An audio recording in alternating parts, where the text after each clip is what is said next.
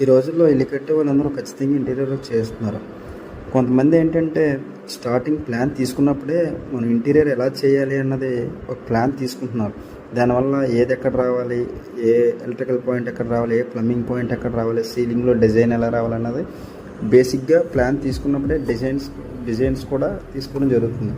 అలా కాకుండా కొంతమంది బిల్డింగ్ కట్టేటప్పుడు మధ్యలో మనం ఇంటీరియర్ చేయించాలి కదా అని అనుకుంటున్నారు. అలా అనుకున్నప్పుడు అప్పటికే ఎలక్ట్రికల్ పాయింట్లు, ప్లంబింగ్ పాయింట్లు అన్నీ అయిపోతున్నాయి.